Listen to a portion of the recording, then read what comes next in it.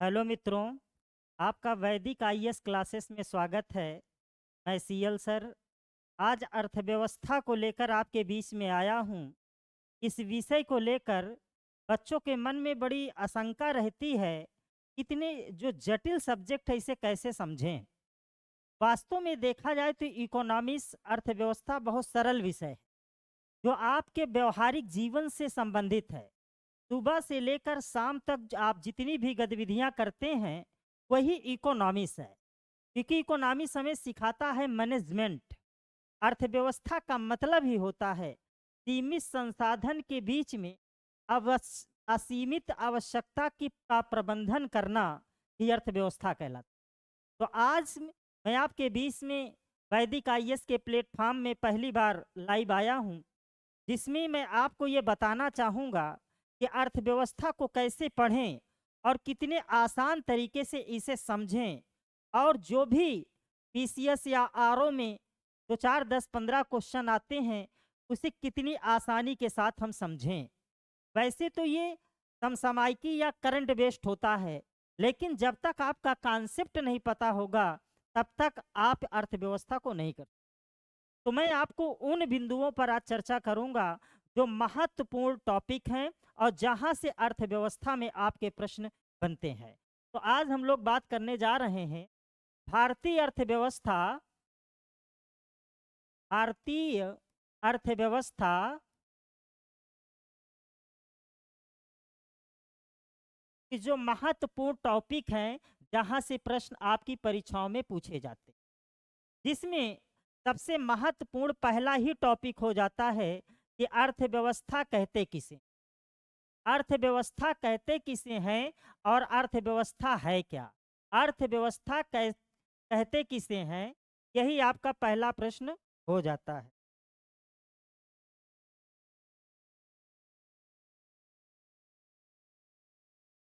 अर्थव्यवस्था कहते किसे हैं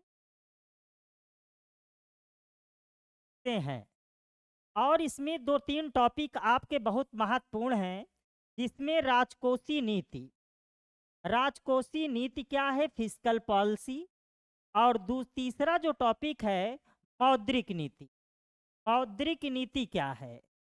मौद्रिक नीति, बाकी इसमें गरीबी हो गई, बेरोजगारी हो गया, जनसंख्या हो गया, और ये जितने भी टॉपिक हैं ये सबसे महत्वपूर्ण टॉपिक हैं।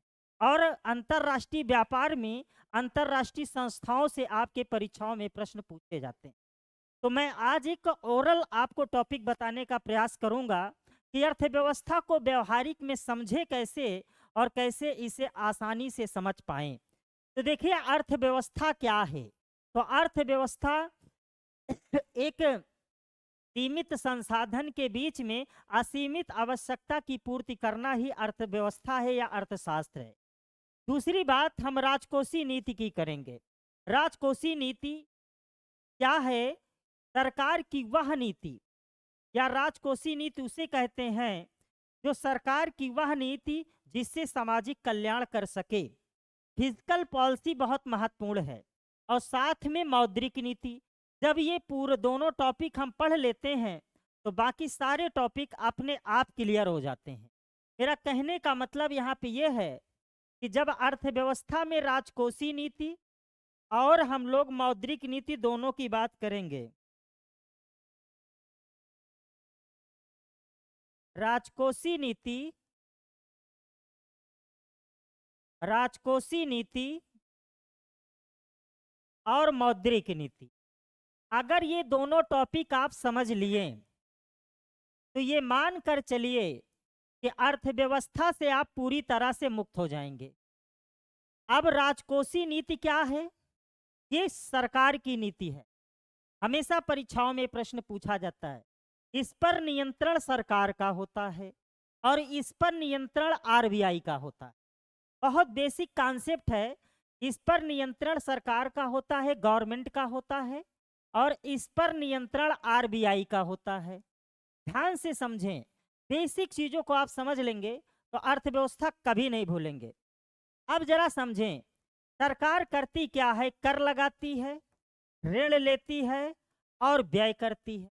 प्रश्न उठता है कि सरकार की हमें जरूरत क्यों पड़ी। अर्थव्यवस्था में 1929 और 30 के पहले जितने भी अर्थशास्त्री थे, इनका मानना था कि सरकार को केवल तीन ही काम करना चाहिए: शांति व्यवस्था, सुरक्षा और न्याय। बाकी पूरी इकोनॉमी को बाजार के हवाले छोड़ देना चाहिए। यहाँ बाजार का मतलब है कि जहाँ मांग और पूर्ति दोनों बराबर होंगे या उसके माध्यम से इकोनॉमिक्स का संचालन किया जाएगा, अर्थात डिमांड एंड सप्लाई जहाँ बराबर होगी, डिमांड एंड सप्लाई उसके माध्यम से इसको संचालन किया जाएगा। लेकिन जब 1929-30 की विश्वव्यापी मंदी आई, तो जितने पुराने अर्थशास्त्री थे वो सब फ्लॉप हो गए। वो जब सब फ्लॉप हो गए, तो प्रश्न यहाँ पे ये उठा कि अब अर्थव्यवस्था को कैसे चलाएं। तो ध्यान से चीजों को समझते चलें कि अब 1929-30 की जब मंदी आई तो पूरी अर्थव्यवस्था पूरी तरह से चौपट हो गई। तब एक अर्थशास्त्री निकलकर सामने आए जिनका नाम था जेम्स मेनार्ड केन्स। उन्होंने कहा इकोनॉमिक्स को यदि मंदी से निकलना है, मंदी का यहाँ तात्पर्य यह है कि बाजार में वस्तुएं सड़ रही हैं और उसे खरीदने वाला कोई नहीं, अर्थात इकोनॉमिक्स में सप्लाई ज्यादा हो गई है और डिमांड कम। तो इस समस्या का समाधान करने के लिए सरकार आई। सरकार का तीन ही काम है: अमीरों से टैक्स लेती है, कम पड़ता है तो गरीबों से लेती है और उसे जनता के कल्याण के लिए खर्च कर देती है। टैक्स दो तरीके का लेती है, एक तो डायरेक्ट टैक्स लेती है और दूसरा इनडायरेक्ट। जितने शब्द बोल रहा हूं, प्रत्येक शब्द आपके प्रश्न है, इसको आप कॉन्सेप्ट को पकड़ें। डायरेक्ट टैक्स वह टैक्स है जिस पर टैक्स लगाया जाए, उसी से टैक्स वसूला जाए, तो ये डायरेक्ट टैक्स हुआ। अभी मैं आपको कॉन्सेप्ट बता दूंगा, दुनिया का कोई भी टैक्स आए आप आंखें मूंद के लगा देंगे। अब पूछता है कि इनडायरेक्ट टैक्स कौन सा है, तो जिस पर टैक्स लगाया जाए, टैक्स कोई और दे तो ये इनडायरेक्ट टैक्स है। एग्जाम्पल के रूप में आप समझिए, जिसको थप्पड़ मारे दर्द उसी को करे, तो ये डायरेक्ट दर्द है। और जिसको थप्पड़ मारे दर्द किसी और को करे, ये इनडायरेक्ट दर्द है। कहने का मतलब आय कर, निगम कर, संपत्ति कर, ये डायरेक्ट टैक्स है, क्योंकि किसी की आय पे टैक्स लगा तो उसका भुगतान वो स्वयं किया, ये डायरेक्ट टैक्स है। और इनडायरेक्ट टैक्स वह टैक्स है जिस पर टैक्स का आरोपित किया और वो टैक्स किसी और से वसूल के जमा कर दिया, ये इनडायरेक्ट टैक्स है। जैसे एग्जाम्पल तौर पे आप समझें, कोई डॉक्टर है, उस पर टैक्स लगा है 5%, वो फीस ले रहा है 100 रुपए। अब उस टैक्स को बढ़ा करके कर दिया गया 10%। अब जब टैक्स को बढ़ा दिया गया तो डॉक्टर ने क्या काम किया? फीस बढ़ा दिया। जब डॉक्टर फीस बढ़ा दिया, इसका मतलब है कि टैक्स लगा डॉक्टर पे और दिया कौन? मरीज। ये कैसा टैक्स है? इनडायरेक्ट। तो सेवा कर, बिक्री कर, उत्पाद कर, मनोरंजन कर, ये सब इनडायरेक्ट टैक्स हैं। आय कर, निगम कर, संपत्ति कर, ये सब डायरेक्ट टैक्स। बात को समझें। इसी तरह से पूरी इकोनॉमिक्स को आप समझें। जब आप समझ लेंगे बहुत आसान हो जाएगा। इसके बाद ये फिस्कल पॉलिसी के अंतर्गत आता है डायरेक्ट टैक्स, इनडायरेक्ट टैक्स। उसके बाद सरकार क्या करेगी? कर लगाएगी, कम पड़ेगा ऋण लेगी और उसके बाद जनता पे खर्च कर देगी। ये तो सरकार करेगी, क्योंकि सरकार का काम ही है समाज में विषमता को कम करना। जरा कल्पना कीजिए कि क्या बाजार के अर्थव्यवस्था पे पूरी इकोनॉमी को संचालित किया जा सकता है? हाँ, ये बात सही है कि जन्म के समय सभी बच्चे सामान्य हैं, लेकिन कोई गरीब घर में पैदा हुआ, कोई अमीर घर में पैदा हुआ, तो दोनों कैसे सामान्य हुआ? जरा कल्पना कीजिए। कोई रिक्शा चालक के घर में पैदा हुआ और कोई अंबानी के घर में पैदा हुआ। हाँ, बात तो सही है कि जन्म के समय दोनों सामान्य हैं, लेकिन अंतर तो नैसर्गिक रूप से तो नहीं है, लेकिन कृत्रिम रूप से तो है। क्योंकि एक एसी में पैदा हुआ और एक खेत में पैदा हुआ। एक का लालन पालन अच्छा हुआ, एक का लालन पालन बेकार हुआ। एक को अच्छी शिक्षा मिली और एक को अच्छी शिक्षा ना मिली, तो दोनों डेवलप कैसे करेंगे? गरीब को सहारा कौन करेगा? गवर्नमेंट करेगी। इसीलिए गवर्नमेंट का काम केवल शांति व्यवस्था सुरक्षा न्याय के साथ साथ सामाजिक कल्याण भी कर, यही सरकार की भूमिका है। इसी अप्रोच को समझ करके आपको समझना है। अब जरा इकोनॉमिक्स में एक टॉपिक बहुत महत्वपूर्ण है जहां से प्रश्न आता है। उस टॉपिक का नाम है मुद्रास्फीति एवं संकुचन। जरा समझिए, मनी इन्फ्लेशन एंड डिफ्लेशन, मुद्रा स्फीति एवं संकुचन, स्फीति एवं संकुचन। अब इसे कौन कंट्रोल करेगा? इसे आरबीआई। ध्यान से समझना, ये बहुत बार परीक्षाओं में आता है कि मौद्रिक नीति को नियंत्रित कौन करता है? तो रिजर्व बैंक ऑफ इंडिया। ये भारत का केंद्रीय बैंक है, बैंकों का बैंक है, सबसे बड़ा बैंक है। इसके प्रथम अध्यक्ष सर ऑसबोर्न स्मिथ थे। आरबीआई बैंकों का बैंक है, सबसे बड़ा बैंक है, और प्रचलन में मुद्रा को डालना और मुद्रा को निकालना इसी का काम है। सरकार भी ऐसे ही करती है। एक टॉपिक है मुद्रास्फीति एवं संकुचन। मुद्रा तो आप जान ही रहे हैं कि प्राचीन काल में गोल्ड मुद्रा चलती। सबसे पहले विनिमय प्रणाली चलती थी, वस्तु के बदले में वस्तु का आदान प्रदान करना। लेकिन धीरे धीरे डेवलप हुआ, सोने चांदी की मुद्रा आई, प्लास्टिक मनी आई, कागजी मुद्रा आई। आज तो इतना डेवलप हो गया कि ई बैंकिंग आ गई, यूपीआई आ गया, मतलब जैसे जैसे डेवलप होता चला गया। अब जरा समझो, आपके दिमाग में ये नहीं आता कि हमारा देश इतना गरीब है, गरीबी से जूझ रहे हैं। आरबीआई चाहे तो नोट छाप छाप के पूरे देश को अरबपति बना दे, क्योंकि आरबीआई के तो हमारे पास संस्था है, नोट छापने की मशीनें हैं, छपवा कर गरीबी दूर कर दे। काहे गरीबी में मर रहे हैं? ऐसा सरकार नहीं करती। क्यों? क्योंकि जब ऐसा करेगी तो मुद्रास्फीति आ जाएगी। एक चीज हमेशा याद रखना, डिमांड इक्वल टू सप्लाई जब बराबर होगी इकोनॉमी में तो कोई दिक्कत नहीं। यदि डिमांड अधिक सप्लाई कम तब भी दिक्कत, और सप्लाई अधिक डिमांड कम तब भी दिक्कत। कहने का मतलब मेरा ये है कि दुनिया में किसी भी चीज की जब मांग ज्यादा होती है उसकी वैल्यू ज्यादा होती है, और जब सप्लाई ज्यादा हो जाती है मांग कम रहती है तो उसकी वैल्यू खत्म हो जाती है। जैसे इस समय का एग्जाम्पल लीजिए, टमाटर 100 रुपए किलो है। टमाटर लाएंगे तो बड़ा चुन कर लाएंगे, बहुत थोड़ा सा डालेंगे, और वहीं यदि वो 5 रुपया किलो होता तो आधा खाते आधा भगाते। का मतलब कि टमाटर की वर्तमान में सप्लाई कम है, डिमांड ज्यादा, इसलिए प्राइस बढ़ गई। इसलिए दोनों को बैलेंस रहना बहुत जरूरी है। ये नियम अगर आप जान गए, मेरा चैलेंज है कि पूरी इकोनॉमिक्स आप जान जाएंगे। अर्थव्यवस्था लगभग 10 साल पढ़ाने का एक्सपीरियंस है। जितना मैं बोल दूंगा इससे ना भूतो ना भविष्यत, ना कोई प्रश्न आता था, ना आता है, ना आएगा। बस आप इसे अच्छे से समझ लीजिए। कहने का मतलब यह है, जैसे इस तरह समझो, कोई आपका रिश्तेदार है, मान लीजिए आपकी ससुराल ही है। ससुराल यदि आप 10 साल बाद जाते हैं तो वहां आपका क्या हो गया? डिमांड ज्यादा हो रही है, सप्लाई आपकी कम है, तो वहां इज्जत लोग ज्यादा करेंगे, बढ़िया से स्वागत करेंगे, सत्कार करेंगे, बढ़िया से खिलाएंगे पिलाएंगे मुस्कुराएंगे। लेकिन इसका मतलब कि आपकी वैल्यू ज्यादा है। इसके विपरीत कर दीजिए, मतलब कि ससुराल आप हर हफ्ता पहुंचते रहिए, कोई बुलाए भी ना तब भी पहुंच जाइए। इसका मतलब क्या है कि आपकी सप्लाई ज्यादा हो गई, डिमांड कम है। इसका मतलब है कि आपकी वैल्यू खत्म हो गई। आप कहेंगे एक गिलास पानी दे दो, तो कहीं जाके लेके पी लो, क्योंकि उनको पता है जब देखो यहीं बैठे रहते हैं। तो ध्यान से समझना, ससुराल बार बार जाना इसे कहते हैं मुद्रा संकुचन। बात समझ गए? मतलब बार बार जाना इसे कहेंगे मुद्रा संकुचन, और कभी कभी जाएंगे इसे कहेंगे मुद्रास्फीति।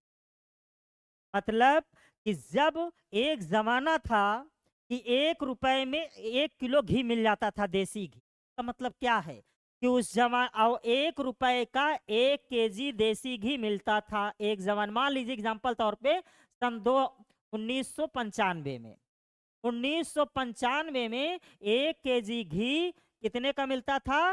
मान लीजिए 50 रुपए का।